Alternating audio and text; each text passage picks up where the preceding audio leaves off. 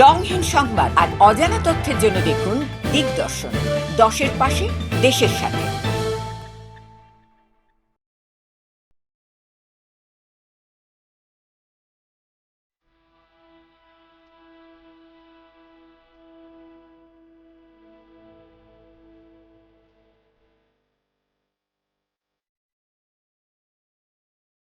রাষ্ট্রপক্ষে নিহিত ফিরে আসতে এদেশের মানুষের জন্য। এখানে আমার তো কোনো চাওয়া পাওয়া নেই। আমি তো আমাদের ছেলে মেয়ের জন্য কিছু করিনি, শুধু তাদের লেখাপড়া। নিজেরাই চাকরি করছে, নিজেরাই পড়েছে, আমি কতটুকু করতে পেরেছি। যাক, আমি আর কিছু বলতে পারি না। আমি এগুলি এক একদিন দেখি আর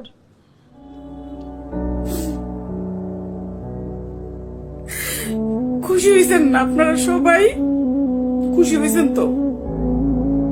আপনাদের শত্রু, আপনাদের আপদ বিদায় হয়েছে। কিন্তু জানেন এই আপদ কি কি কাজ করে গেছে যাওয়ার আগে? এই আপদের বাংলাদেশে যত তার সম্পদ ছিল সে সব অনাথ আশ্রমে দান করে গেছে। নমস্কার, দিগদর্শন ইউটিউব চ্যানেলে দর্শকদের জানাচ্ছি শুভেচ্ছা। সাম্প্রতিককালে বাংলাদেশে গণ অভ্যুত্থানের প্রেক্ষিতে রাষ্ট্রপ্রধান হাসিনা যেমন দেশ ছেড়েছেন, তেমনি সেখানকার বহু সংখ্যালঘু মানুষ তো বটেই, আওয়ামী লীগের সমর্থনকারী বহু মুসলমান বাঙালি বাংলার সীমান্তে এসে ভিড় করছেন। প্রাণ বাঁচাতে তারা ভারতের শরণার্থী হতে চান। সীমান্তে কড়া পাহারা। এখনও ভারত সরকার সিদ্ধান্ত নেয়নি, ওয়েট অ্যান্ড সি নীতি নেওয়া হয়েছে।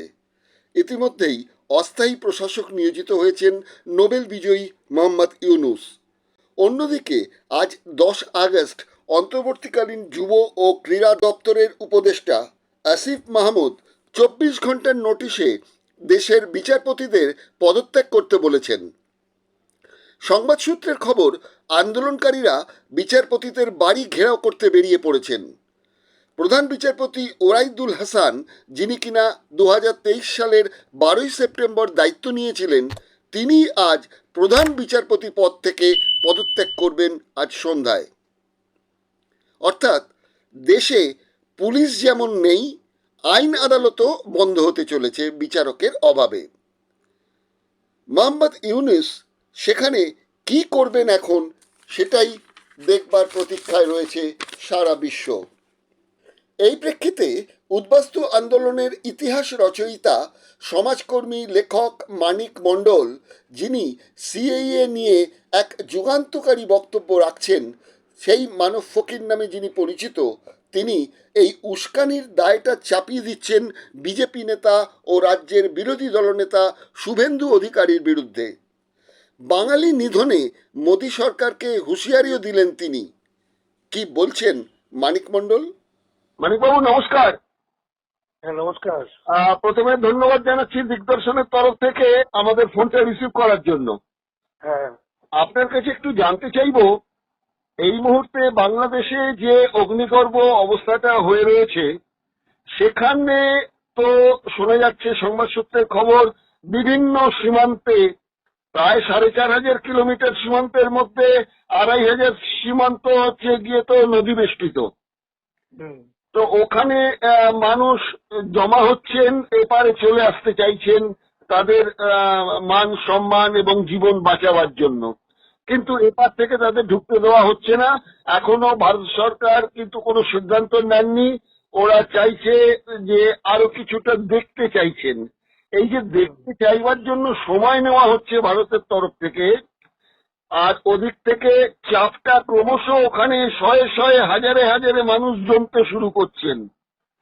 তা এটা গিয়ে তো আবার একটা নতুন করে উদ্বাস্তু চাপ তো বাংলার ওপরেই প্রথমত এসে পড়বে। তাহলে কি দাঁড়াতে চলেছে এখন? দেখুন, ওখানে যে ঘটনাটা 5 তারিখে ঘটে, 5ই আগস্ট, এটা একটা ঐতিহাসিক ঘটনা, এটা একটা গণ অভ্যুত্থান। প্রথম কথা, গণ অভ্যুত্থানটা হয়তো এটা ছিল বাস্তবতা। ফলে একদিকে বাংলাদেশ একটি আলাদা রাষ্ট্র, ভারত একটা আলাদা রাষ্ট্র, আমরা অন্য একটা রাষ্ট্রে বসে বিচার বিশ্লেষণ করার চেষ্টা করছি এবং চর্চা করছি। কারণ বাংলাদেশের নতুন সরকার কেন হয়েছে এটা নিয়ে একটা আলাদা প্রশ্ন হতে পারে, একটা সেটা আলাদা পরে বিষয়। আলোচনা হ্যাঁ। হতে পারে। হ্যাঁ। এখন আমাদের কাছে যে বিষয়টা সেটা হচ্ছে যে বাংলাদেশের মানুষ এই পারে কেন আসছে। প্রথম কথা, বাংলাদেশটা আমাদেরই বাঙালি অখণ্ড বাংলার একটি মূল অংশ। বাংলা অখণ্ড বাংলার একটা অংশ, অর্থাৎ ওখানে যারা বসবাস করছেন আর এখানে বাংলায় যারা বসবাস করেন, এদের কোনো জাত ধর্মের ঊর্ধ্বে উঠে প্রথম পরিচয় আমরা বাঙালি। বাংলাদেশের ভাষা, সংস্কৃতি, শিক্ষা, খাদ্যাভ্যাস আর পশ্চিমবঙ্গের মিলেমিশে একাকার, এটাই স্বাভাবিক যুগ যুগ ধরে। ফলত বাংলাদেশের মানুষের উপর কোনো আঘাত এলে, আক্রমণ এলে তাদের যন্ত্রণার কথা আমাদের ব্যথিত করবে, এটা স্বাভাবিক। এখন যদি আমরা খুব প্র্যাকটিক্যালি দেখি, সেটা হচ্ছে বাংলাদেশে দেশভাগের পর থেকে, দেশভাগ এবং বাংলা ভাগ শুরুটাই তো অন্যায়ভাবে, বেআইনি, মানে আইনি বলবো না, অন্যায়ভাবে একটা ষড়যন্ত্রমূলক ভাবে রাতারাতি ভাগ করে দেওয়া হয়েছিল। যে ভাগের মধ্যে মানুষের কোনো অধিকার ছিল না তার ভোট দেওয়ার বা তাকে বলার। এমনকি সেই ভাগের ব্রিটিশ সরকার কিন্তু সেই ভাগ হবে কি হবে না বাংলা, সেই মিটিং এ মূল যে লোক যোগেন্দ্রনাথ মন্ডলকে ডাকেননি। কারণ যোগেন্দ্রনাথ মন্ডল ছিলেন সেখানকার তপশিলি জাতি, মানে একটা বৃহৎ অংশের মানুষের প্রতিনিধি, প্রদেশ নেতা, তাকে ডাকা হয়নি। বাবা সাহেব আম্বেদকরকে সুযোগ দেওয়া হয়নি। সে যা হলো হলো। তারপর থেকে রাতারাতি বাংলা ভাগ করে দেওয়ার ফলে বাঙালিদের উপর যে নির্যাতন নেমে এসেছিল, অসহায় বাঙালিরা প্রায় মানে মৃত্যু মুখেই পড়েছিল এবং আজও সেই জ্বালা তারা বহন করে চলেছে। সেই সময় যারা ছিন্নমূল হয়ে এসেছিলেন, দেশান্তরিত ছিন্নমূল হয়ে এসেছিলেন, তারা কিন্তু আজকের তারিখ পর্যন্ত স্টেবল নয় ভারতবর্ষে। গতকালকের খবর, আজকে এখনই আমাকে ডকুমেন্টে দিতে আসবে একজন, সেই ডকুমেন্টে বলছে 1950 সালের 31শে ডিসেম্বর পর্যন্ত যে সমস্ত কলোনিগুলো বাংলায় তৈরি হয়েছিল বা ভারতবর্ষে তৈরি হয়েছিল, কাদের জন্য? এই উদ্বাস্তু হিন্দুদের জন্য, ওপার থেকে চলে আসতে বাধ্য হওয়া সেই কলোনিগুলো, একমাত্র সেই কলোনিগুলো, মানে এই কলোনিগুলো নাগরিকত্বের সুযোগ পাবে। কিন্তু তারপরে 51 সালের পর থেকে যে কলোনিগুলো তৈরি হয়েছে, সেটা তো হাজার হাজার কলোনি, সমস্ত কলোনি উচ্ছেদ হবে এবং সমস্ত কলোনির মানুষকে বেনাগরিক ঘোষণা করা হয়েছে, প্রথম কথা। দ্বিতীয় কথা হচ্ছে, দেশভাগে আমি যদি 1971 মুক্তিযুদ্ধ ধরি, মুক্তিযুদ্ধের পরে যে অসহায় মানুষগুলো ভারতে এসে আশ্রয় নিয়েছিলেন, তাদেরকে ঠিকমতো প্রচার না করার ফলে তারা বাড়িঘর ফেলে চলে এসছে। ফলে তারা ফিরে যায়নি, অনেকেই, 1 কোটি লোক ফিরে যায়নি। তাদের বংশ আজকে প্রায় 3 কোটি 3.5 কোটি হয়ে গেছে। দেশভাগের সময় বা বাংলা ভাগের সময় যারা চলে এসেছিলেন তারাও অনেকেই ফিরে যায়নি, 3-4টে জেনারেশন এখানে হয়ে গেছে। এবার এই বাংলাদেশে মাঝে মধ্যে সাম্প্রদায়িক দাঙ্গা লেগেছে। বাংলাদেশ পাকিস্তানের, মানে ভারত পাকিস্তানের যুদ্ধ একটা হয়েছে 1965 সময়, সেই সময় বহু লোক চলে এসছে। ঢাকার দাঙ্গার সময় চলে এসছে। 71-এর 1974-এ যে বাংলাদেশের দুর্ভিক্ষের সময় চলে এসছে। 1975-এ মুক্তিযুদ্ধ, আমাদের বঙ্গবন্ধুর পরিবারের 35 জনকে খুন করার পরে সেখানে মিলিটারি শাসনের সময় বহু মানুষ আতঙ্কিত হয়েছে। ভারত আগস্ট মাসেই, হ্যাঁ, ভারত সরকার, সবচেয়ে দুঃখের কথা, যন্ত্রণার কথা, ভারত সরকার এই সমস্ত মানুষগুলোর নাগরিকত্ব দেয়নি। কাদের দেয়নি? 1950 সালের পর থেকে আজকে যদি হিসাব করেন, এই যে কোটি কোটি মানুষ নিরাপত্তাহীনতায় ভুগছে, এদের আধার কার্ড বাতিল হচ্ছে, এদের পাসপোর্ট বাতিল হচ্ছে, এদের জন্মগত নাগরিকত্ব নেই। মানে 50-এর পর থেকে 87-র মধ্যে যেটা শোনা যেত, জলপথে, স্থলপথে, আকাশপথে কোথাও জন্ম হলে জন্মগত নাগরিকত্বটা ভুল, এটা একটা মিথ। প্রচুর মিথ ছড়িয়ে পড়েছে। ফলে এই মানুষগুলোর পশ্চিমবঙ্গে বা ভারতবর্ষে কোনো নিরাপত্তা নেই, কোনো থাকার জায়গা, কিছুদিন পর চলে যাচ্ছে, কারণ এখানে আধার তৈরি হয়েছে ভারতে, যেখানে 1 কাঠা জমিতে থাকলেও সেই বাড়িটাকেও গভর্নমেন্ট দখল করে নেবে। এই জায়গায় এদের কোনো স্টেবল হলো না। ভারতের বিজেপি সরকার বড় বড় কথা বলার পরও, শুভেন্দু অধিকারীরা বড় বড় কথা বলার পরও এদের নিরাপত্তার জন্য, এদের স্টেবল করার জন্য কিচ্ছু করলো না। এরা মানে কিচ্ছু বলতে নাগরিকত্ব দিল না। নাগরিকত্ব না থাকলে মানুষের কোনো মূল্য নেই। আর ওপারের যে মানুষগুলো আছে, শত অত্যাচারেও সে তো নিজের জন্মভূমিতে আছে। খুব মানে ভাবার বিষয় হচ্ছে, তারা কিন্তু কেউ দাস হচ্ছে না, তারা কিন্তু কেউ আদানি আম্বানির দাস শ্রমিক হচ্ছে না, তারা কৃতদাস হচ্ছে না। তারা ওখানে একটা ঘটনা ঘটেছে, সেই ঘটনার প্রেক্ষিতে আমাদের এখানে যেমন ধরুন পঞ্চায়েতের ভোটে যারা জিতে যায় বা হেরে যায়, সেই সময় কি দেখি, ওর পার্টি অফিস জ্বালিয়ে দিল, পুড়িয়ে দিল, মেরে দিল, খুন খারাপি করে দিল। এটা তো একটা পার্ট অফ দ্য লাইফ। এটা একটা যে কোনো একটা কম্পিটিশন বা যুদ্ধের একটা লাইফ হয়ে দাঁড়িয়েছে আজকের সোসাইটিতে। ফলে ওখানে হিন্দুদের উপর যে আক্রমণটা হয়েছে, সেই আক্রমণটা যতটা হয়েছে তার কয়েকশো গুণ বেশি করে প্রচার করছে হিন্দুত্ববাদী বিজেপি ও ইন্ডিয়া মানে ওয়েস্ট বেঙ্গলে বিভিন্ন চ্যানেল।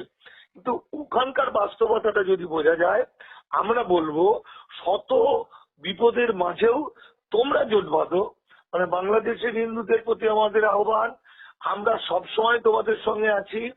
তোমরা একত্রিত হয় লড়াই করো। কার বাপের ক্ষমতা তোমাদের ওখান থেকে উচ্ছেদ করবে, তোমাকে ভয় দেখাবে, আর তুমি পালাবে, আর তোমার বাড়িঘরটা নিয়ে নেবে, আর তুমি শুভেন্দু অধিকারীর কথা এপারে আসবে, আর তুমি চিরকালের জন্য বেনাগরিক হয়ে যাবে।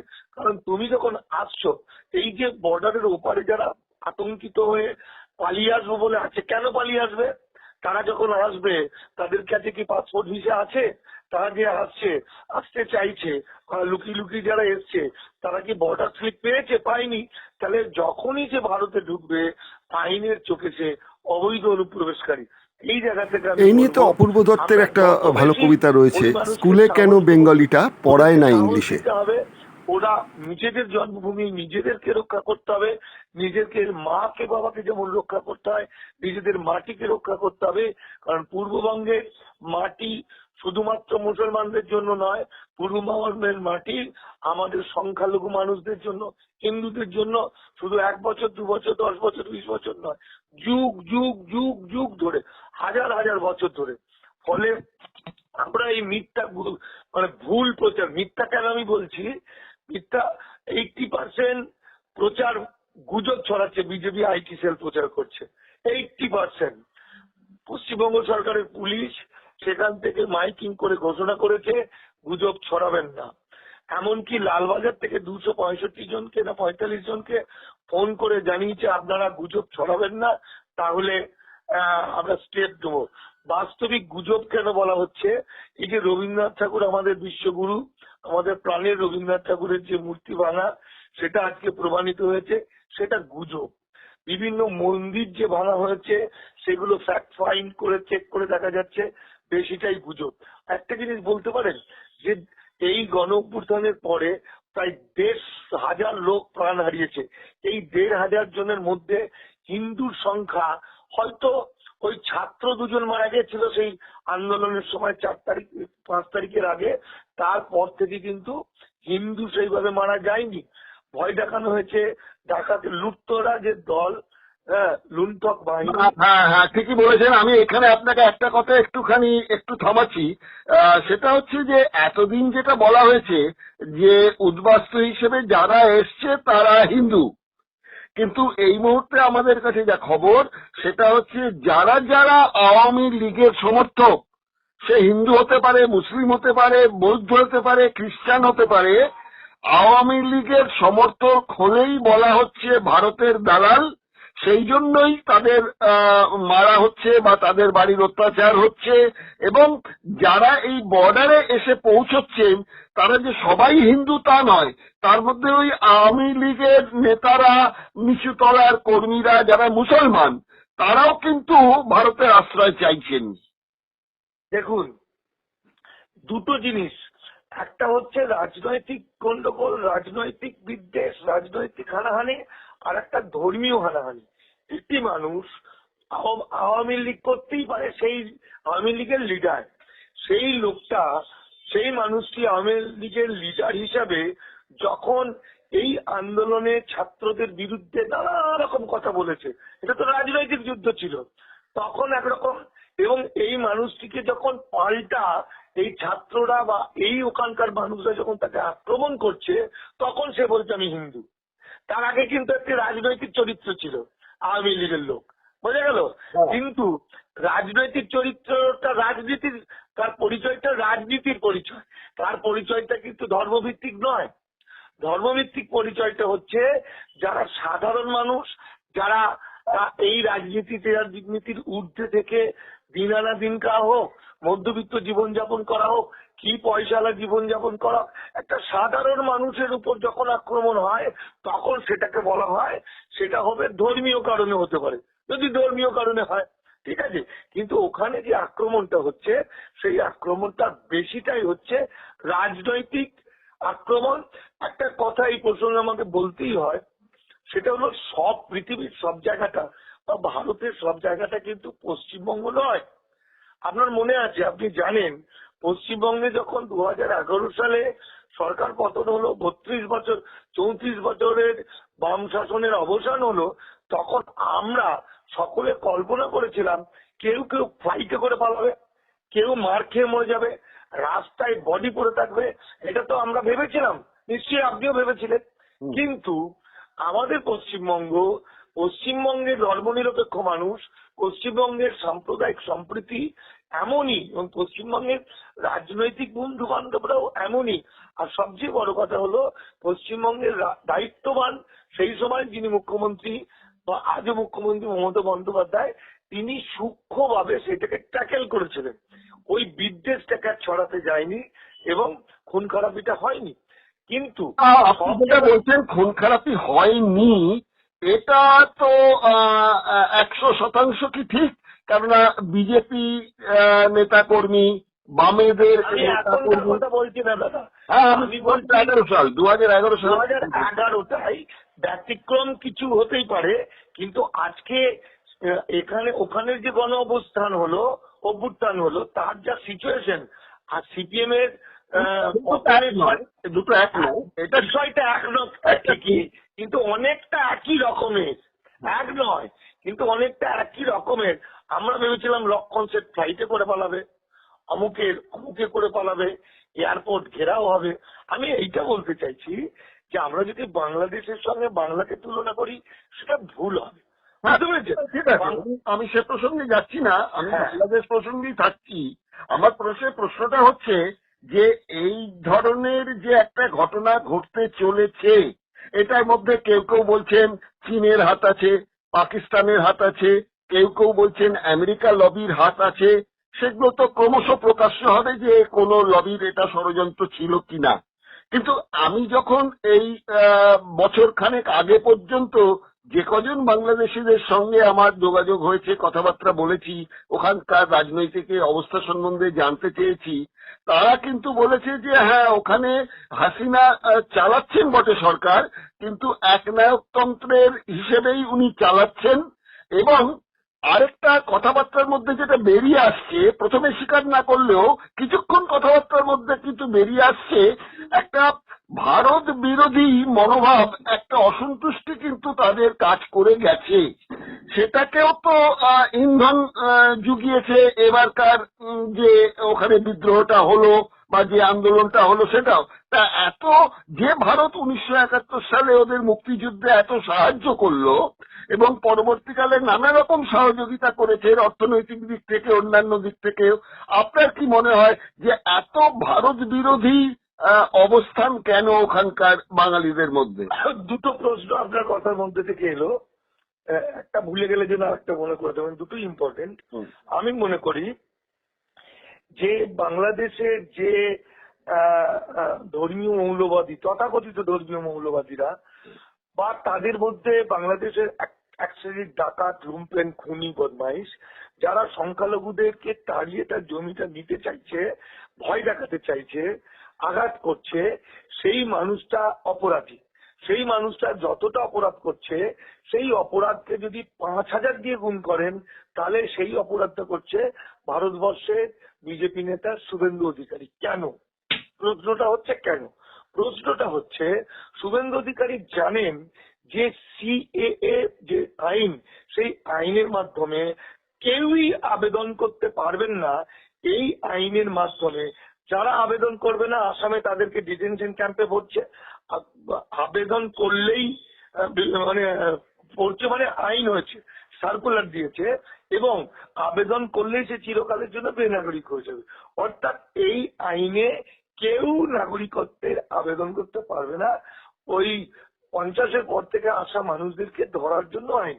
তা সেটা জানা সত্ত্বেও, সেটা জানার পরেও শুভেন্দু অধিকারী বলছেন যে 1 কোটি অনুপ্রবেশকারী শরণার্থী চলে আসবে, তার জন্য প্রস্তুত হন, আমরাও প্রস্তুত হচ্ছি, এখানে সিএ দিয়ে নাগরিকত্ব দেওয়া হচ্ছে। তাহলে ওখানে যে খুনি বা ডাকাত, যদি ধরুন খুন করে দিল, বাবাকে খুন করলো, কিন্তু তার বংশ তো খুন হবে না। আর এখানে যারা ঢুকে পড়বে বেনাগরিক হয়ে যাবে, তারা কিন্তু বংশ পরম্পরায় বেনাগরিক হবে। 2017-র একটি হাইকোর্টের ভার্ডিক আছে, গুয়াহাটি হাইকোর্টের, বংশের পরিবারের একজন বেনাগরিক হলে বংশ পরম্পরায় বেনাগরিক হবে, তাদের নাগরিক হয়ে ফিরে আসার কোনো রাস্তা নেই। সে জায়গায় তাহলে আমি সবচেয়ে দোষী ধরবো, আমি ধরবো ভারতবর্ষের শুভেন্দু অধিকারী এবং কতিপয় মিডিয়া চ্যানেল যারা মিথ্যা প্রচার করে তাদেরকে পালিয়ে আসতে উৎসাহিত করছে, আতঙ্কিত করছে। আমি বলছি নিজের মাটিকে রক্ষা করতে, নিজের অধিকারকে রক্ষা করতে তোমরা তোমাদের মাটি ছাড়বে না। আজকে যেমন হাজার হাজার লোক ভিডিওতে দেখছিলাম পথে নেমেছে, আমি তাদের স্যালুট করি। তারা লড়াই করবে, লড়াই করে বাঁচবে। এটা আপনার একটা প্রশ্নের উত্তর।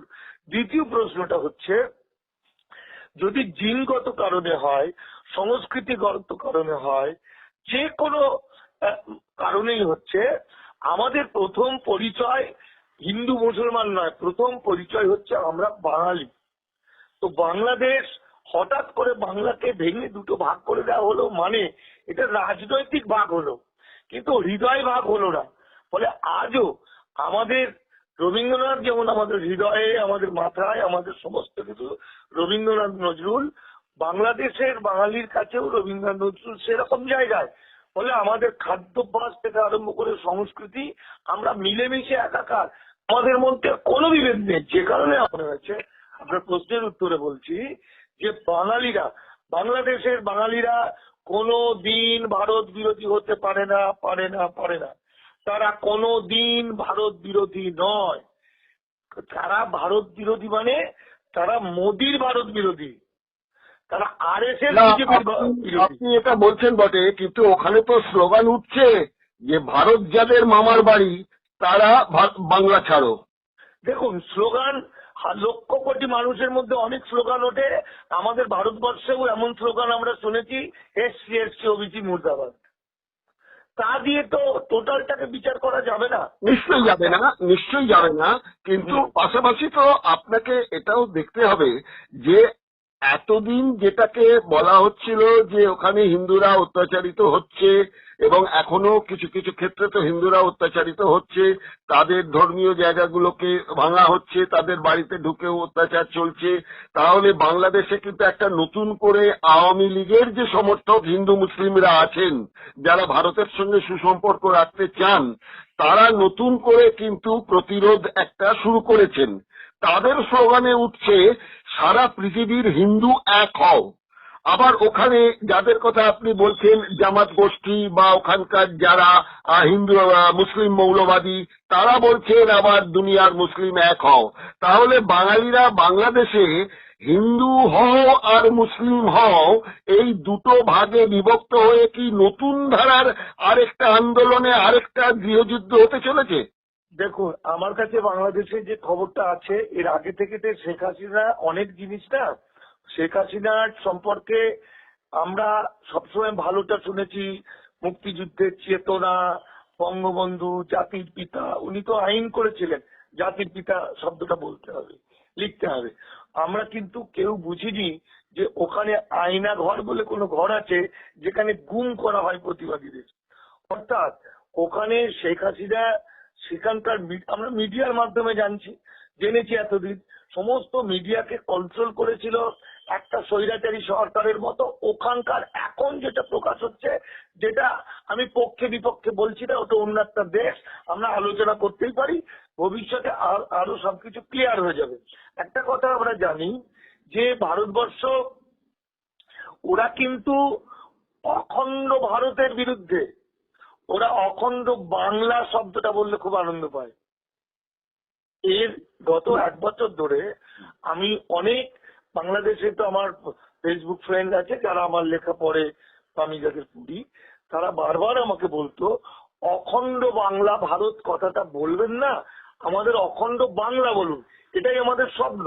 অখণ্ড ভারত বলতে সেই উত্তরপ্রদেশ আছে, মধ্যপ্রদেশ আছে, যেখানে অসংখ্য মানুষকে মুসলিমদের মারা হয়েছে, পেটানো হচ্ছে, বুলডোজার দিয়ে ভাঙিয়ে দেওয়া হচ্ছে, ভেঙে দেওয়া হচ্ছে, অত্যাচার হচ্ছে, আমাদের সব সময় যেটা হচ্ছে, গোমাংস নিয়ে যাওয়ার কারণে অত্যাচার হচ্ছে, বর্ডারে গুলি করে করে মেরে দেওয়া হচ্ছে। অর্থাৎ ওরা কিন্তু পুরোপুরি মোদির শাসনের বিরুদ্ধে, বাবরি মসজিদ ভেঙে দেওয়ার বিরুদ্ধে। ফলে ওদের কাছে আপনি মিলিয়ে নেবেন, ওরা কিন্তু বাঙালি বিরোধী নয়, মোটেই বাঙালি বিরোধী নয়, ওরা ভারত বিরোধী। কোন ভারত বিরোধী? ওরা কিন্তু মোদির ভারত বিরোধী। এটা যদি আমরা একটু সহনশীলতার চোখে দেখি, একটু যদি হঠাৎ করে একটা দেশ একটা ভালো কিছু হোক, ওখানে যা যা খারাপ সেগুলোকে মুছে গিয়ে নতুন করে হোক। অনেকেই তো মনে করে যে মোহাম্মদ ইউনূস যে ভালো করবেন তার কোনো গ্যারান্টি নেই, সেটা তো আলাদা জিনিস। কিন্তু যেটা ঘটেছে সেই ঘটাটা কি সত্যি সত্যি মানে খুবই অন্যায়। অর্থাৎ ওখানে কোটি কোটি মানুষ শিক্ষিত, মানে সেখানকার মধ্যে ধরুন লেখক, শিল্পী, সাহিত্যিক, ইঞ্জিনিয়ার, ডাক্তার, ঐতিহাসিক, সবাই বোকা আর আমরা খুব ভালো, এটা তো হতে পারে না। অর্থাৎ যাদের সংসার, যাদের দেশ, তারা কিভাবে তার দেশকে দেখেছে, তাদের চোখ দিয়ে যে কাজটা করেছে, সেই কাজটাকে আমাদের সম্মান জানানো উচিত। এবং সময় সবকিছু ঠিক করবে, ওরা ঠিক করেছে কি ভুল করেছে। কিন্তু শেখ হাসিনার পতনটা ছিল ওদের কাছে বাস্তবতা, আমার কাছে মনে হচ্ছে এইটা। আর ভবিষ্যৎ বলবে। এটা ঠিকই বলেছেন, কেননা আমরা দেখতে পাচ্ছি যে ভাষাবিদ, শিক্ষক, বরেণ্য পবিত্র সরকার সেই সময়টা বাংলাদেশে ছিলেন, আগস্ট মাসের ওই সময়টায়। তো তার মধ্যে 2 দিন 3 দিন তো উনি বাড়িতে একদম গৃহবন্দী অবস্থাতেই ছিলেন, একদম বেরোতে পারেননি বাড়ি থেকে। বাইরে থেকে খবর নিয়ে তিনি কিন্তু কলকাতা ফিরেই জানিয়েছিলেন যে এটার পেছনে একটা ষড়যন্ত্র কাজ করছে। আর এই যে আপনাকে আমি প্রশ্নটা রেখেছিলাম যে আমাদের হাসিনা বিরোধী একটা ক্ষোভ মানুষের মধ্যে গড়ে উঠেছে, সেটা কিন্তু একদিনে হয়নি, তিল তিল করে বাড়তে শুরু করেছে। যেমন আপনাকে একটু মনে করিয়ে দিই, 2008 সালে হাসিনা বলেছিলেন সংখ্যালঘুদের জন্য একটা পৃথক মন্ত্রণালয় তিনি করবেন, কিন্তু সেটা শেষ পর্যন্ত হয়নি। তারপর ভারতের সঙ্গে ছিটমহলের একটা চুক্তি হলো 1974 সালে, সেটা ভারত ঝুলিয়ে রেখে দেয় 2015 সাল পর্যন্ত। বাংলাদেশ ত্রিপুরায় যাওয়ার জন্য তাদের রেলওয়ে বা সড়ক পথের অনুমতি দিয়েছে ভারতকে, কিন্তু বাংলাদেশরা নেপালে যাবে তার অনুমতি ভারত দেয়নি। এছাড়া আরো কিছু ব্যাপারে হাসিনার ওপর তাদের রাগটা কাজ করে গেছে ভারতের জন্যই। তাদের একটা অভিমান যে 71-এর যুদ্ধে যত পাকিস্তানি অস্ত্র সেখানে বাজেয়াপ্ত করা হয়েছিল, হয়তো তার অধিকাংশই বাজেয়াপ্ত করেছিল ভারতীয় সেনারাই করেছিল, সেসব বাংলাদেশের বিজয় স্মারক হিসেবে বাংলাদেশে রেখে দেওয়া উচিত ছিল। সব নিয়ে ভারতীয় সেনারা চলে এসছে। আরেকটা সবচেয়ে বড় যে বিস্ফোরক তথ্য, সেটা হচ্ছে সেখানে এখন 26 লক্ষ ভারতীয় চাকরি করছে, তার মধ্যে অনেকেই আছেন এপার বাংলার বাঙালিও আছেন। তো এই 26 লক্ষ ভারতীয় ওখানে চাকরি করার ফলে ওখানকার স্থানীয় যারা ছেলেরা মেয়েরা তারা চাকরি পাচ্ছে না।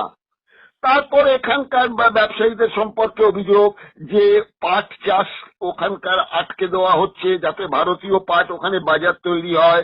পাট কলে আগুন লাগিয়ে দেওয়া, ঘন ঘন গুদামে আগুন লাগিয়ে দেওয়া, জাহাজ ডুবি করিয়ে দেওয়া, এবং সীমান্ত পেরিয়ে নাকি বিএসএফ যখন তখন যথেচ্ছাচার ভাবে নাকি তারা সেখানে গুলি চালায়। এই ব্যাপারগুলো তারা কিন্তু বলছেন। প্লাস তিস্তা, মেঘনা, পদ্মা এগুলোকে বাদ দিয়ে শুকিয়ে তৈরি করে দেওয়া হচ্ছে। কিছুদিন আগে এই যে ইলিশ আমদানি হচ্ছিল, তার জন্য ইলিশের দাম ওখানে বেড়ে গেছে, সেটাও ওখানকার মানুষের একটা ক্ষোভের কারণ কাজ করেছে। তার মধ্যে একটা মাথায় চলে এলো, ওখানে খবর চলে এলো, গুজব, সেটা হচ্ছে ভারতীয় সেনারা নাকি ছদ্মবেশে ঢুকে গেছে, খালেদ জিয়াকে নাকি মেরে ফেলা হয়েছে, ভারতকে নাকি অনেক জমি ছেড়ে দেওয়া হয়েছে।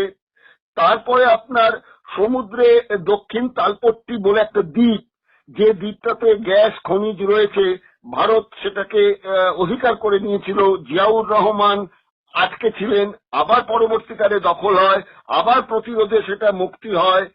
তো 2016 সালে ভারতকে ওই দ্বীপটা নাকি দিয়ে দিয়েছে হাসিনা। এইরকম একটা ক্ষোভ, ভারতের সঙ্গে বন্ধুত্বের অছিলায় ভারতের দালালি করতেন হাসিনা। এই ক্ষোভটাও ওখানে মানুষের মধ্যে কাজ করতে করতে হিন্দু বাঙালিদের ওপরও আক্রোশটা গিয়ে পড়ে যাচ্ছে। দেখুন, হিন্দু বাঙালিদের ওপর আক্রোশ পড়েছে কিনা আমি অতটা জানি না, সেটা আরো আমাদের জানতে হবে, বুঝতে হবে। কিন্তু একটা কথা তো ঠিক, যে মধ্যবিত্ত সমাজ, যে মধ্যবিত্তকে খুশি করতে শেখ হাসিনার সমস্ত রকম কর্মকাণ্ড ছিল, সেই মধ্যবিত্ত সমাজ শেষ পর্যন্ত শেখ হাসিনা বিরোধী হয়ে পড়েছিল। একটা কথা ভাবুন তো, শেখ হাসিনা একজন প্রধানমন্ত্রী, সে নিজে বলছেন যে তার একজন কেয়ারটেকার আজকে 400 কোটি টাকার মালিক। এটা থেকেই তো সবটা পরিষ্কার করেছেন। তাহলেই তো সবটা পরিষ্কার হয়ে যায়। যেখানে বেকারত্বের মধ্যবিত্ত মানুষ যাদেরকে নিয়ে তুমি সরকার, সেখানে বেকারত্বের জ্বালায় মানুষ পাগল হয়ে যাচ্ছে, তাই তো? সেখানে তুমি বলছো তোমার কেয়ারটেকার 400 কোটি টাকা মালিক, তার মানে সেইখানে স্বজন পোষণ এবং 2 নম্বরই বিষয়টা কতটা বেড়েছিল। 2 নম্বর, এটা একটা কিছুদিন আগে বাংলাদেশের একজন এমপি ভারতবর্ষে এসেছিলেন এবং তিনি মার্ডার হয়েছেন। তার মাংস তাকে কেটে কুচি কুচি কুচি কুচি করা হয়েছিল। পরবর্তী সময় দেখা গেল তিনি বহু কোটি টাকার মালিক এবং তিনি একজন স্মাগলার, গোল্ড স্মাগলার এবং ভয়ানক পরিমাণে স্মাগলার, এবং তিনি প্রচুর খুন করেছিলেন। চক্রের হাতেই শিকার হয়েছেন। হ্যাঁ, তাহলে এই দুটো উদাহরণ আমি দেখলাম। আর একটা উদাহরণ আমি দেখলাম যে ঘুম ঘর থেকে বেরিয়ে এলো। আজকে ঘুম ঘরে যাদের যে 600 সামথিং লোককে খুঁজে পাওয়া যায়নি বাংলাদেশে, তাদের মধ্যে বেশি জনই ছিল অত্যন্ত শিক্ষিত সম্প্রদায়ের মানুষ, যে কজন 8 বছর 10 বছর পরে বেরোতে পেরেছে, যাদেরকে লুকিয়ে রাখতো, ওখানে অত্যাচার করা হতো। তার মধ্যে একজন ছিলেন ব্রিগেডিয়ার, একজন বেরিয়ে এসছেন, বেঁচে গেলেন, তিনি হচ্ছেন ওখানকার সুপ্রিম কোর্টের অ্যাডভোকেট। মারাত্মক হচ্ছে একটি ছাত্র নেতা, যিনি আদিবাসীদের নিয়ে আন্দোলন করতেন, একটু নকশাল ধর্মী। তাহলে একদিকে দেখা গেল প্রতিবাদ করলেই তাকে গুম করে রাখার একটা ব্যবস্থা।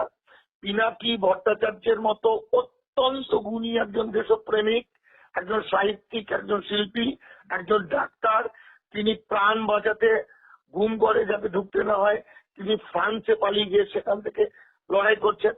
তাহলে ওখানে কি চলছিল?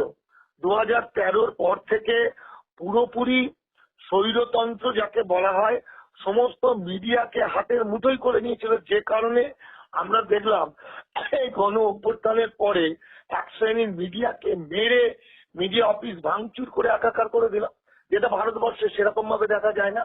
ফলে যদি এই 4টে স্যাম্পেল আমরা দেখি, একটা প্রধানমন্ত্রী নিজে স্বীকার করছে তার তার তার কেয়ারটেকার 400 কোটি টাকার মালিক, তার একটা এমপি বেশ কিছু মানুষকে খুন করার একজন স্মাগলার, আর একটা হচ্ছে গুমঘর। এই 3টে থেকেই কি একটা মানুষ বা একটা সরকার সম্পর্কে পরিষ্কার হয়ে যায় না যে তাহলে ওখানের জনগণ, লক্ষ কোটি জনগণের যে অভ্যুত্থান, তারা বোকা ছিল না, তারা সবাই আবেগতাড়িত হয়ে আসেনি, অর্থাৎ দীর্ঘদিনে তাদের পঞ্জীভূত রাগ থেকে এটা হয়েছে। প্রথম। আরেকটি কথা, আমার কথা হচ্ছে, আজও আমি বলবো, যতক্ষণ পর্যন্ত আমি নিজে ফিল না করবো ততক্ষণ পর্যন্ত, হ্যাঁ এই প্রসঙ্গে বলি যে শেখ হাসিনা কিন্তু বাংলা প্রেমী যতটা, তার কয়েক হাজার গুণ পেয়েছে মোদী প্রেমী। মোদী প্রেমী কেন মোদী প্রেমী? দেখুন, যখন মমতা বন্দ্যোপাধ্যায় একটা মানুষ হিসাবে, একটা মানবিক মানুষ হিসেবে একটা কথা বলেছিলেন, সেই সবসময় আইন দিয়ে বিশ্লেষণ করলে হয় না। তিনি কি বলেছিলেন? পাশের রাষ্ট্র বাংলাদেশ, সেখানে যে ঝামেলা ঝঞ্ঝাট চলছে সেটা নিয়ে বলবে আমাদের সেন্ট্রাল, এটা আমার এখতিয়ার নয়, কিন্তু কোনো মানুষ যদি বিপদগ্রস্ত হয় আমার কাছে যদি আসে, আমি মানুষটার পাশে দাঁড়াবো। এটার জন্য কি কোনো কেন্দ্রীয় সরকার, রাজ্য সরকার, যুক্তরাষ্ট্রীয় কাঠামো লাগে? এটার জন্য কি লাগে? মানবতা লাগে। না না, উনি তো এটাও আরো বলেছেন যে এটা রাষ্ট্রসংঘের একটা নির্দেশ আছে এ ব্যাপারে। সেই রাষ্ট্রসংঘ বলেছে, আমাদের সংবিধানের 51 ধারা বলেছে যে ভারত আন্তর্জাতিক আইনের প্রতি শ্রদ্ধাশীল থাকবে। ভারতের আইনে উদ্বাস্তু শব্দটা নেই। ভারত 1951 সালের সুইজারল্যান্ডের জেনিভা কনভেনশনে অংশ নেয়নি, মানে ভারত স্বীকার করেন এখানে উদ্বাস্তু আছে। ভারত 1967 সালের উদ্বাস্তু সেমিনার হয়েছিল যেটা উরুগুয়েতে, সেটাতে অংশ নেয়নি। ফলে ভারত কোনো উদ্বাস্তুকে গ্রাহ্য করে না, মূল্য দেয় না, মানেই না। ভারত কি করে? তাহলে 71-এ কারা এসেছিল? 71 এসেছিল মুক্তিযুদ্ধের সময় যারা এসেছিল আন্তর্জাতিক আইনে। আমাদের দেশে যে রোহিঙ্গারা বসবাস করে, কিছু রোহিঙ্গা কয়েক হাজার, সেটা আন্তর্জাতিক আইনে।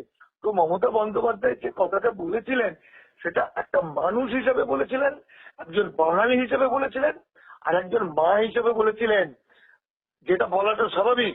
কিন্তু সেইটার প্রেক্ষিতে মমতা বন্দ্যোপাধ্যায়কে কিন্তু শ্রদ্ধা না জানিয়ে, ধন্যবাদ না জানিয়ে, উনি শেখ হাসিনা সরকার কিন্তু কমপ্লেন করেছিল মোদির কাছে।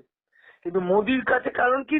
তিনি তো শেখ হাসিনার বাংলাদেশ তো মোদির ভারতের পক্ষে। মোদির ভারত, বুঝতে পেরেছে কথাটা? ফলে এখানে মোদির ভারত আর বাংলা, মানে মোদির ভারত আর পশ্চিমবঙ্গ বাংলাদেশের সমীকরণটা কিন্তু মানে গুলিয়ে ফেললে হবে না। এখনো বলছি, বাঙালিরা, সে হিন্দু হোক, মুসলমান হোক, সে বাংলাদেশের হোক আর পশ্চিমবঙ্গে হোক, এখনো এরা ভুলতে পারেনি বাংলা ভাগ।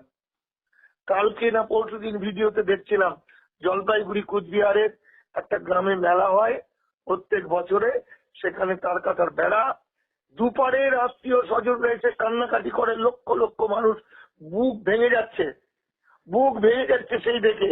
এপার থেকে ওপারে সারা বছর অপেক্ষা করে থাকে, কবে তার আত্মীয়কে, ঠাকুমাকে দেখবে, কবে তার মাকে দেখবে, কবে তার বাবাকে। এটা তো দেখে, মানে রাতারাতি এই মানুষগুলোকে ভাগ করে দেওয়া হলো কাঁটা তার দিয়ে। ওদের পাসপোর্ট তৈরি করার মতো পয়সা নেই, ওপারের মানুষদের, এপারের মানুষদের। সেই নিপীড়িত মানুষ, অসহায়, সহজ সরল বোকা গরিব মানুষরা, তারা কিন্তু এক ঝলক তাকিয়ে দেখে অপেক্ষা করে থাকে কবে এই উৎসবের দিনটা আসবে। সুতরাং যতই বুকে কাঁটা তারের দ্বারা হোক, যতই বাংলা ভাগ করা হোক, বাংলা কিন্তু ভাগ হয়নি। বাংলার মানুষকে ভাগ করা যায়নি, বাঙালি জাতিকে ভাগ করা যায় না। পৃথিবীর যে কোনো প্রান্তে বাঙালিরা থাকবে, তারা কিন্তু একদম। আপনাকে আর আমি ছোট ছোট 3টে প্রশ্ন করব, আমাদের হাতে সময় খুব কম। প্রথম প্রশ্ন যেটা দাঁড়ালো, আপনি আগাগোড়াই যেটা বলে গেলেন যে এখানকার শুভেন্দু অধিকারী বা মোদী সরকারের সঙ্গে তারা এই বাংলাদেশ এবং ভারতের মধ্যে বিভাজনটাকে বাড়াবার জন্য দায়ী, এগুলো বলছেন। কিন্তু যদি আমি শেকড়ের দিকে তাকাই, তাহলে আপনাকে একটা কথা বলি, সেটা হচ্ছে নীতিশ বিশ্বাসের, যিনি বাংলা ভাষার একজন গবেষক, তার একটা বই আছে, বইটার নাম হচ্ছে ভারতে বাঙালি উদ্বাস্তু।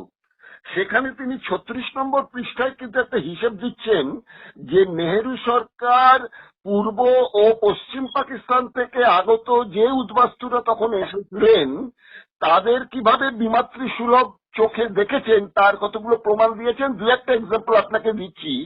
বলা হচ্ছে, উদ্বাস্তুদের পুনর্বাসনের জন্য সিদ্ধান্ত গ্রহণের যে বছর, সেটা যারা পশ্চিম পাকিস্তান থেকে এসছেন তাদের জন্য ঠিক করা হয়েছিল 1947। আর পূর্ব পাকিস্তান থেকে, তথাকথিত তখনকার পূর্ব পাকিস্তান থেকে যারা এসেছিলেন উদ্বাস্তু, তাদের পুনর্বাসনের জন্য যে একটা সিদ্ধান্ত গ্রহণের টাইমটা আরো প্রায় 10 বছর পর, অর্থাৎ 1955-56 সালে। নাম্বার 2, যে বছর কেন্দ্র রাজ্য সরকারগুলিকে পুনর্বাসনের অবশিষ্ট কর্মসূচি তৈরি করতে বলে সেটা হচ্ছে 1960 সাল। কিন্তু মুসলিম দেশত্যাগীদের জমির পরিমাণ যেটা বিনামূল্যে বন্টন করা হয়েছিল, সেটা কিন্তু পশ্চিম পাকিস্তান থেকে যারা এসেছিলেন তাদের মধ্যে 70 লাখ একর জমি বন্টন হয়েছে। এপার বাংলায় কিন্তু 1 একরও জমি দেওয়া হয়নি। আবার 20,000 টাকার মূল্যের নিচের যে দেশত্যাগী মুসলিমদের বাড়ির সংখ্যা পশ্চিম পাকিস্তান থেকে ছিল 7 লক্ষ, পূর্ব পাকিস্তানের সেই হিসেবপত্র নেই। এরকম আরো লম্বা একটা লিস্ট কিন্তু একটা আছে। অর্থাৎ নেহেরু সরকারের আমল থেকে পরবর্তীকালে যতগুলোই সরকার হয়েছে তারা কিন্তু উদাসীন থেকে গেছে পূর্ব পাকিস্তান থেকে উদ্বাস্তুদের আসার সমস্যা এবং তার সমাধান করার ব্যাপারে। সুতরাং এটা একতরফা ভাবে শুধু বিজেপি সরকারকে দায়ী করাটা কি ঠিক হবে? বিজেপি সরকারকে আমি দায়ী করিনি। বিজেপি সরকারকে কান টানলে মাথা যেমন আসে সেরকম ভাবে মাথা এসে যাবে। প্রথম কথা বলে নি, আপনি যে তথ্যগুলো দিলেন এই তথ্যগুলো নীতিশ বাবু আমাদের গুরুদেব। মানে আমি কথার কথা বলছি, তিনি অনেক পণ্ডিত ব্যক্তি, আমার বিশেষ ঘনিষ্ঠ। তিনি সারা ভারতবর্ষে উদ্বাস্তুদের মধ্যে গিয়ে গিয়ে কাজ করেছেন, তিনি কাজ করেন এবং উনি পত্রিকা লেখেন। ওনার বেশ কিছু গুরুত্বপূর্ণ বই আছে। উনি যেটা বলেছেন একবারে সঠিক। এবার আমার কাছে বিষয়টা নীতিশ বাবু যেটা বলেছেন তার কয়েক লক্ষ গুণ ভয়ঙ্কর। আমি একটা দুটো তথ্য দিয়ে আপনাকে শেষে যাচ্ছি যে বিজেপিকে কেন দোষটা দিচ্ছি আমরা। সেটা হচ্ছে যে 1920 সালে আমি এই যে আমার একটা নতুন গ্রন্থ বেরোচ্ছে, খুব মোটা, মানে অনেক তথ্য দিয়ে, তথ্য বহুল, সেই বইটা নাম হচ্ছে কারা অনুপ্রবেশকারী। সেখানে আমি ঘাঁটতে ঘাঁটতে দেখলাম যে 1920 সালে ব্রিটিশ ভারতের সময় যেটাকে বলা হচ্ছিল ভারতের এরিয়া, ওই এরিয়াটা ছিল বৈদেশিক আইনের মধ্যে। আর ব্রিটিশ ভারতের বাইরে কেউ ঢুকলে, কেউ এলে সেটাকে তাদের লাগছিল পাসপোর্ট অ্যাক্ট, ফরেনার্স অ্যাক্ট। কিন্তু সেই সময় যারা, এই যে আমরা কথায় কথায় বলে থাকি আকাশপথে, জলপথে, স্থলপথে যাদের জন্ম হবে তারা ভারতের নাগরিক, এই যে বলে থাকি 1950 থেকে 87-এর মধ্যে যারা ভারত ভূমিতে জন্মগ্রহণ করেছেন তারা ভারতের জন্মগত নাগরিক। এগুলো সবাই মিথ, সবটাই মিথ, ভুল, মিথ্যা, না জানা এবং মিথ্যা প্রচার। তাহলে ওই পাসপোর্ট অ্যাক্টে 1920-তে দেখা যাচ্ছে যারা জলপথে, স্থলপথে, আকাশপথে মানে উইদাউট ডকুমেন্ট ঢুকেছে তাদের ক্ষেত্রে 3 বছরের জেল আর 50,000 টাকা ফাইন। শুনলেন? তাহলে যখন দেশ ভাগ হয়ে গেল রাতারাতি, এই মানুষগুলো হঠাৎ করে বিদেশি হয়ে গেল। হঠাৎ করে একটা মানুষ রাশিয়ান মতো হয়ে গেল, আইনত হল্যান্ডের মতো হয়ে গেল, সুইজারল্যান্ডের মতো হয়ে গেল। মানে এই যে হয়তো সুপ্রীতি দাস বলে কোন একটি মেয়ে, সে কিন্তু তার সঙ্গে তুলনা করা হলো হল্যান্ডের একটা মহিলা, বুঝে গেল? এবার রাতারাতি 1950 সালে বা 47-এ দেশ ভাগ হওয়ার পরে 1950-এ যে পাসপোর্ট অ্যাক্ট বা 1966 যে ফরেনার্স অ্যাক্টটা হয়ে আছে সেখানে কিন্তু কোনো সুযোগ দেওয়া হলো না। সেখানেও বলা হলো যারা পাসপোর্ট অ্যাক্ট, ফরেনার ছাড়া, পাসপোর্ট ভিসা ছাড়া, খালি একটাই সুযোগ দিয়েছিল পাসপোর্ট ভিসা করতে অফিস যাওয়ার দরকার নেই, বর্ডার স্লিপ হলেই হবে। ছাড়া যারা ভারতবর্ষে ঢুকেছে তাদের 50,000 টাকা ফাইন, 5 বছর জেল, বুঝে গেল? তাহলে যে মানুষগুলো, আমার কোটি কোটি মানুষ দেশভাগে বলি হয়ে যারা এলেন, তাদের কাছে তো তখন পাসপোর্ট অ্যাক্টে বা বর্ডার স্লিপ নিয়ে আসাটা খুব কঠিন। অর্থাৎ অনেকের তো বর্ডার স্লিপ হারিয়ে গেছে, অনেকে তো পাসপোর্ট ভিসা কোনো তো স্কোপ ছিল না, তাই তো? তাহলে এই আইন, খেলাটা তো আইনই, সারা পৃথিবীর যা কিছু অঘটন চলছে সব তো আইন দিয়ে। তাহলে এই মানুষগুলো কি এলো, এই মানুষগুলো দেশভাগের পরে যে মানুষগুলো হলো আইনের চোখে তারা জেলের মধ্যে আছে ফরেনার্স অ্যাক্ট অনুযায়ী, এবং জেলের মধ্যে থাকতে তাদের তো বাচ্চা কাচ্চা হতে পারে না, পারে কি আইনত হতে পারে না, হ্যাঁ, আইনত হতে পারে না। এবার জেল থেকে বেরোনোর পর তাদের পুশব্যাক, তার মানে চলে গেল, আইনে দেখাচ্ছে। আর 2020-তে এই সময় বিজেপি সরকার, তখন 13 মাসের বিজেপি সরকার কি করেছিল, ফাইনটা আরো বাড়িয়ে দিয়েছিল। মানে পুশব্যাক করার পর যদি আবার আসে তাহলে তার শাস্তির পরিমাণটা ডবল হবে। আর কি করেছে, কেউ আশ্রয় দিলে তারও পানিশমেন্ট হবে। তাহলে স্বাধীনতার পরে ব্রিটিশ আমলের যে আইন ছিল, স্বাধীন ভারতে আরো বেশি আইনটাকে করা হলো। তাহলে আইনের চোখে 50-এর পর থেকে যারা এসছে আইনের চোখে ইলিগাল মাইগ্রেন্ট, এই ইলিগাল মাইগ্রেন্টটা এখন বিজেপি ইমপ্লিমেন্ট করছে। কিভাবে ইমপ্লিমেন্ট করছে না, পঞ্চায়েত দপ্তরের চাকরির ক্ষেত্রে আমরা দেখেছি সিটিজেনশিপ চাইছে, গ্রেপ্তার যারা হচ্ছে সিটিজেনশিপ চাইছে, পাসপোর্ট বাতিল করছে সিটিজেনশিপ চাইছে, আধার কার্ড বাতিল করছে সিটিজেনশিপ চাইছে, তাই তো? হ্যাঁ। ফলে আচ্ছা, এই মানুষগুলো মানিকদা, এই কথাগুলো নিয়ে অনেক অনেক অনেক আলোচনার ব্যাপারগুলো থাকবে। আমরা একটুখানি সংক্ষেপে নিয়ে আসতে চাইছি শেষ কথাটা বলে। আজকে 10 আগস্ট শনিবার, আজকে পর্যন্ত যে খবর, যে ওখানকার যারা প্রশাসনে অস্থায়ীভাবে দায়িত্ব গ্রহণ করেছেন ইউনূসের নেতৃত্বে, সেখানে যিনি যুব ও ক্রীড়া দপ্তরের উপদেষ্টা, তার নাম হচ্ছেন আসিফ মাহমুদ, তিনি বলেছেন যে আজকের মধ্যেই ওখানকার বিচারপতিদের সব পদত্যাগ করতে হবে, না হলে তাদের বাড়ি ঘেরাও হওয়ার জন্য বিরাট মিছিল এগিয়ে গেছে তাদের বাড়ি লক্ষ্য করে। তার মধ্যে এই মুহূর্তে যা খবর এসছে সেটা হচ্ছে ওখানকার প্রধান বিচারপতি ওরাইদুল হাসান, যিনি 24তম প্রধান বিচারপতি হয়েছিলেন গত 23 সালের 12ই সেপ্টেম্বর, তিনি আজ সন্ধ্যেবেলা পদত্যাগপত্র দিচ্ছেন। তাহলে বিচারপতিদের জায়গায় যে পদত্যাগ হয়ে যাচ্ছে, তাহলে ওখানকার বিচার ব্যবস্থাটা হোক, তাহলে একরকম ধরনের মানে কি বলবো আপনাকে, একটা মানে কোনো কাজ হবে না ওখানে, বিচারের কোনো কাজ, পুরোটাই বন্ধ। পুলিশ হাত গুটিয়ে ওখানে বসে গেছে, মানুষ দলে দলে এসে ভারতের সীমান্তে চলে এসছেন। এই অবস্থার মধ্যে যার বিরুদ্ধে অভিযোগ ছিল টাকা তছরূপের, মানে 25 কোটি 22 লাখ টাকার আমানত তিনি তার গ্রামীণ ব্যাংক থেকে তুলে নিয়ে তার পরিবারের লোকজনদের মধ্যে দিয়েছেন, এইসব নিয়ে যে কেসগুলো চলছিল, সেগুলো বলা হচ্ছে যে এখন আর যেহেতু হাসিনা সরকার নেই, সেই কেসগুলোর আর কোনো মূল্য নেই, সেগুলো সমস্ত ডিসমিস হয়ে গেছে, এবং সেটা হয়ে যাওয়ার পর ইউনূস এখন দায়িত্বভার সামলাবেন।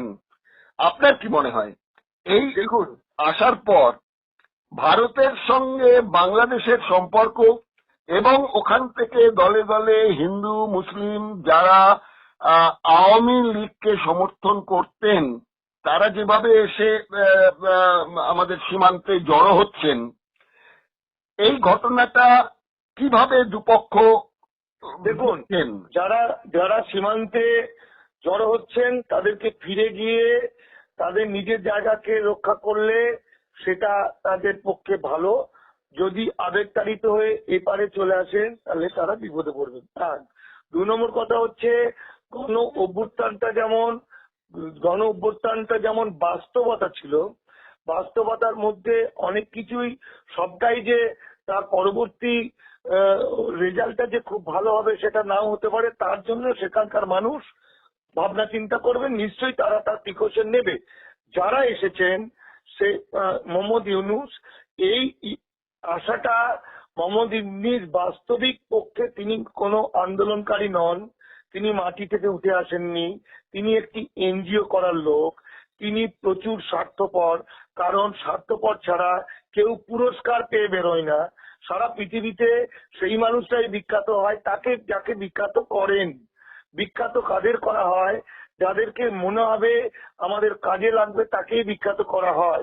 সুতরাং মোহাম্মদ ইউনূসও কিন্তু যথেষ্ট ওখানকার গণতন্ত্রপ্রিয় প্রগতিশীল মানুষ যারা এই গণ অভ্যুত্থান করেছেন, মোহাম্মদ ইউনূসের হঠাৎ করে লটারির টিকিট পেয়ে দায়িত্ব পাওয়াটাকে খুব ভালো চোখেও দেখছেন না। এবং মোহাম্মদ ইউনূসের বাংলাদেশ চালানো বা দেশ চালানোর মতো বিন্দু মাত্র কোনো অভিজ্ঞতা আছে বলে আমার মনে হয় না।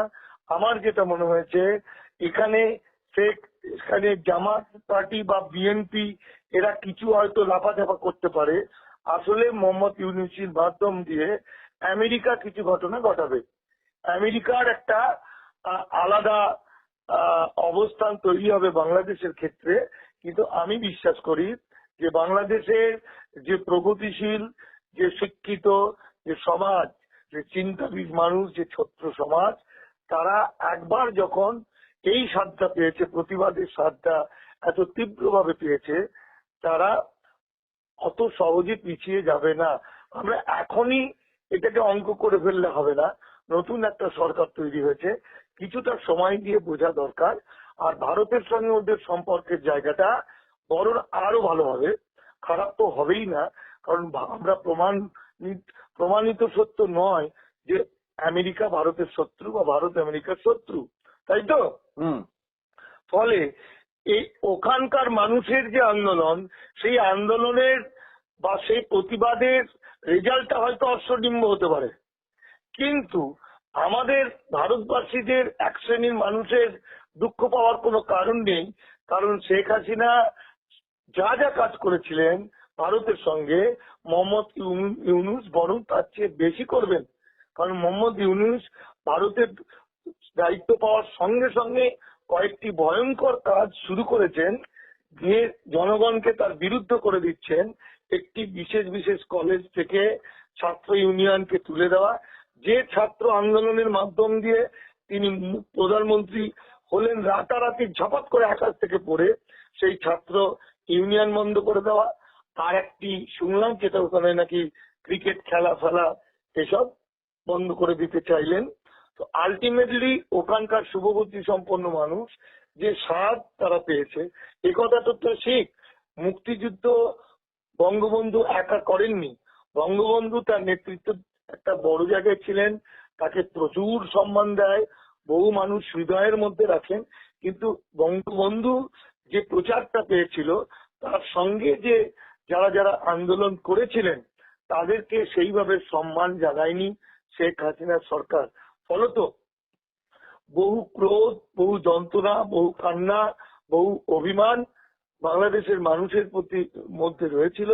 আমি আজও বলবো, বাংলাদেশ সেই জায়গা, যে জায়গা চোখে আঙুল দিয়ে দেখিয়ে দিল রাষ্ট্রকে এবং রাষ্ট্রনায়কদের, যে জনগণের সঙ্গে বিট্রে করাটা জনগণ মেনে নেবে না।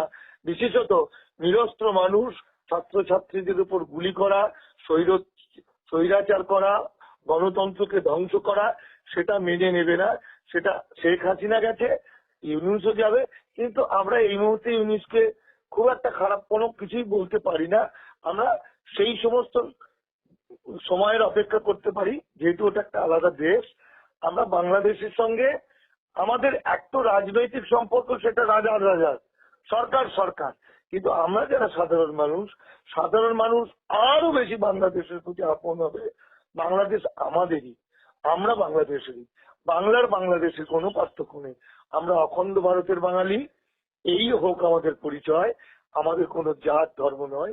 আর যে সমস্ত মুসলমানরা বা সংখ্যা লঘুদের উপর যারা ভয় দেখাচ্ছে, আক্রমণ করছে, তারা যত তাড়াতাড়ি পারবে নিরস্ত হোক, তা নাহলে তাদের পিঠের চামড়া তুলে দেবে বাংলাদেশের মানুষেরা।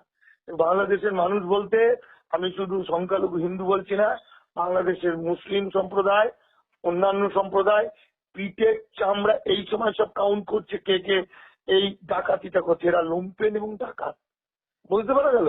নিশ্চয়ই। না হলে গণভবন থেকে তারা এমন এমন জিনিস নিয়ে যাচ্ছে, দুটো ডিম বেঁচে গেলে সেই ডিম নিয়ে আসছেন, আবার মেয়েদের যে বক্ষ আবরণী সেগুলো ঘুরিয়ে তারা বিজয় উল্লাস করছেন। এটা এক ধরনের মানসিক অসুস্থতা।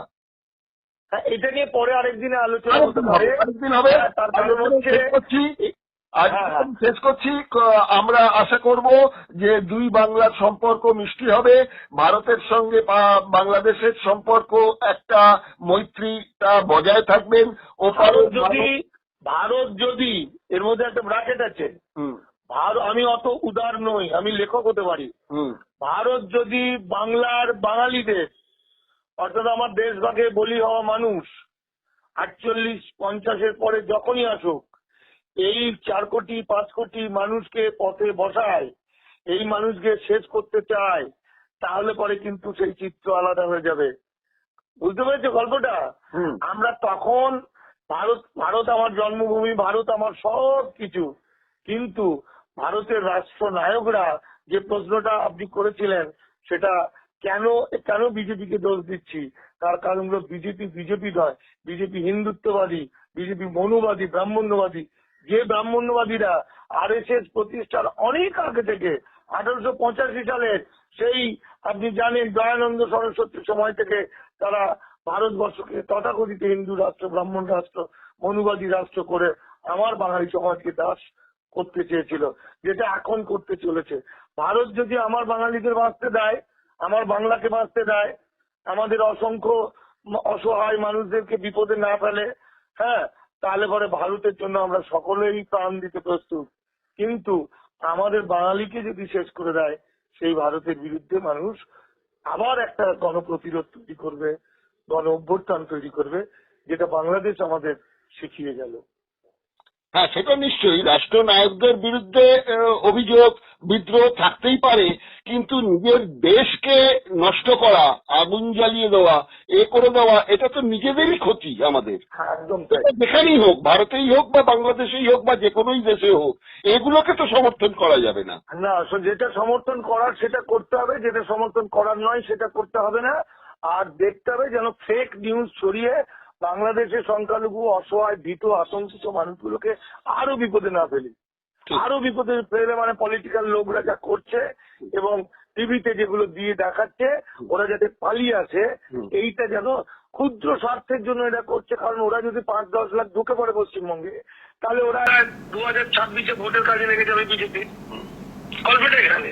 তারপরে আপনার কথাটার সমর্থন করে আমার কয়েকদিন আগে সাহিত্যিক শীর্ষেন্দু মুখোপাধ্যায়ের সঙ্গে কথা হয়েছিল।